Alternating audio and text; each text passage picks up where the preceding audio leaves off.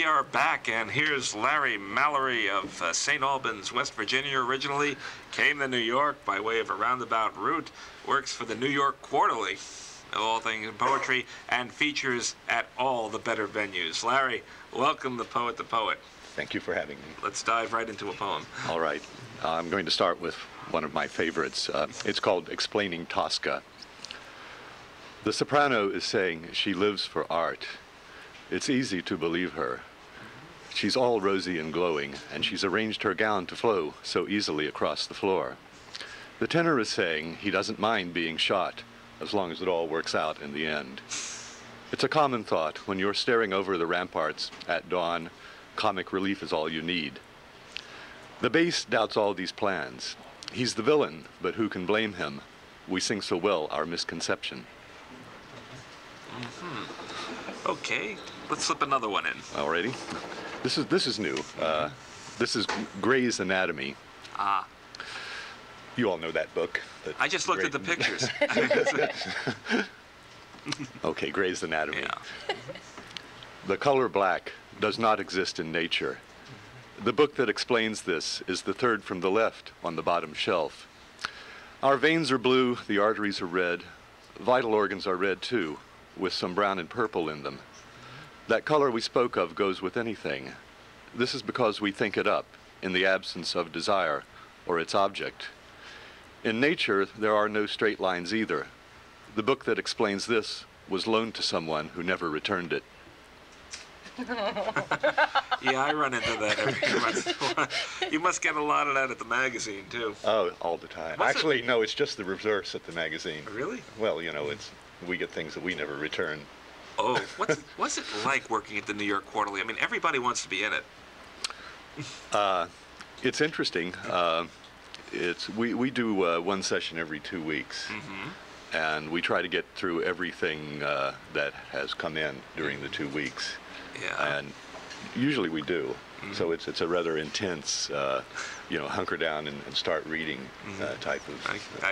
I can imagine. Now, if you weren't working for them, Mm-hmm. and you had to grab a poem out of here that you wanted to get into the magazine, which one would you try? Oh. And why? And why not? And why not? And why would you pick that particular piece? Let me see. Just because I like it, I suppose. Okay. Let me see if I can find it here. One of my favorite forms is pantoum. Uh-huh. And this is actually the first one I wrote. Mm-hmm. This place, the other place.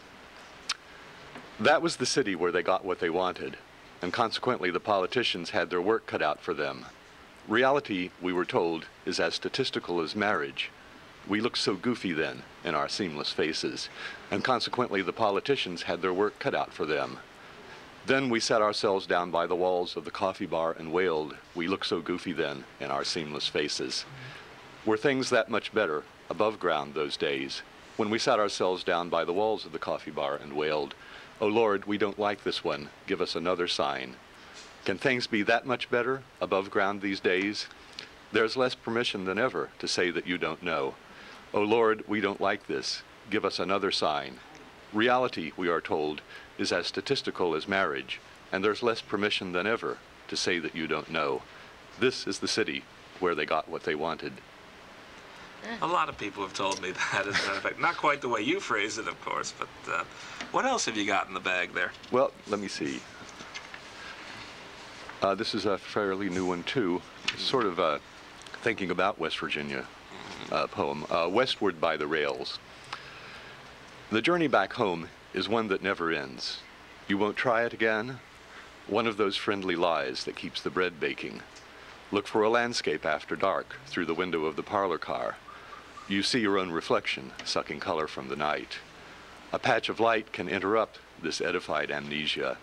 The blue flicker of the late show in some other insomniac's window, or a mercury lamp that discloses an empty parking lot. Mm-hmm.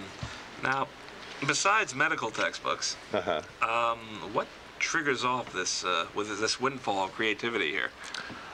I think it's a whole mess of things. Yeah. It's very complex.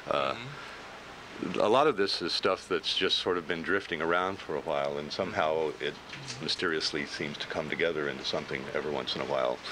Do you tend to clean up the mess and simplify the complex, or you just let it flow as it is and just grab it on paper?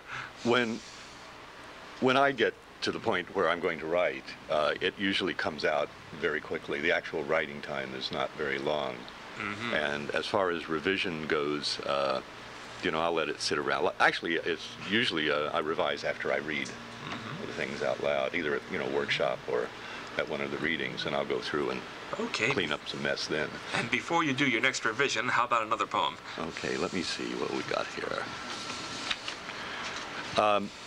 This is a Ned poem. I do poems. It sort of helps get things going sometimes. A Ned poem? About a character called Ned who popped up in one of the poems. It's sort of a Henry thing, Anyway, Plan B.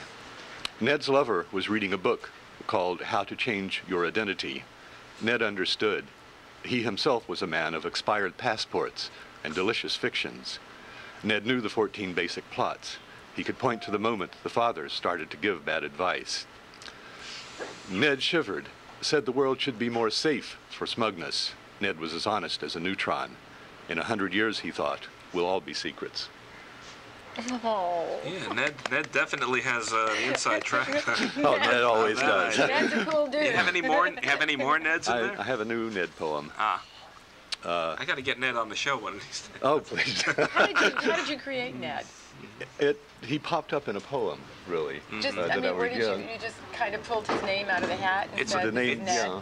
It's like Venus out of a clamshell, Venus out of a clamshell. Venus on the half shell or something, yeah. That's very cool. Tell us about Ned. Ned, okay. Yes. Finisterre.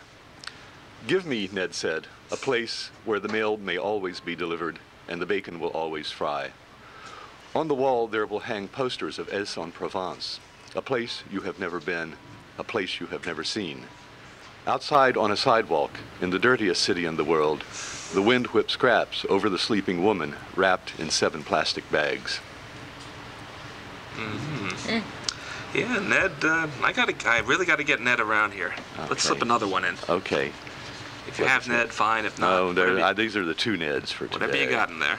Okay, let me see. What do we have here? That looks good. The oral tradition. I write a lot of work about talking, I think, and telling stories. It's kind of a theme, and this is one of them. In the next room, the pictures were quieter than when they hung in their private lofts. Outside, the clouds drifted to the east, driven by a wind that can't be talked about in a crowd like this. In one of the high apartments, where the windows see everything, someone thought she had found a lost key. Suspicious of her desire, she gave up the stories where the dog rescues the drowning child. In a bar down in the street, a man is explaining unanswered prayers. He's had too much to drink, and he's feeling sick to his stomach. And he's probably looking for Ned at this very moment. Well, now that you've been working at the New York Quarterly and you've done Poet to Poet, what do you see in your writing future? I just keep writing is the main thing. Okay. Yeah, there's nothing grand and glorious. I don't. Well, we'll see about that. How about keep reading? Let's get another poem in. Okay. Another pantoum. Pantoum for offstage voice. The hour lingered, but the band left early. Another night we'll have to explain later. We hear it in all the enviable pauses in love songs where they know everything. Another night we'll have to explain later. Or a good story, you say, a mask for the party. In love songs, they know everything. Their logic is sound, but their costumes could be better. Another story, you say, a mask for the party? Or turn down the volume and listen to the wind. Our logic is sound, but our customs would be better if it weren't for the silence that haunts the parlor. Let's turn down the volume and listen to the wind. We hear in it all the enviable pauses, the silence that lingers in the parlor. The hour's come and gone, and the band left early. Now, Gail, wouldn't you like to drag Larry back to Chicago and liven things up a little? Absolutely. There we go. And one more little one, just to make sure. A little one. Yeah, let me see. That one is not little. Mm-hmm. The oral tradition. Did we see? We did that already. We did that already. Oh, forgive me. Oh, there's a little one. It's a... And B. We'll make it fast. We're going to fade out while you're shuffling. I know. Obligato. Obligato. Back at the Concord River, the naked lovers insisted on the version that was published with all the mistakes intact.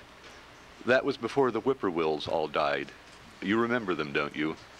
Take a hint from the raucous this and that is permitted after you fall asleep at the movies. Or observe the inconsequential way even the weeds by the highway are diminished.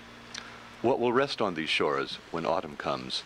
They're not telling, the ones who dream in colors. Thank you, Larry Mallory. Thank you, Gail Johnson. Yay. See ya.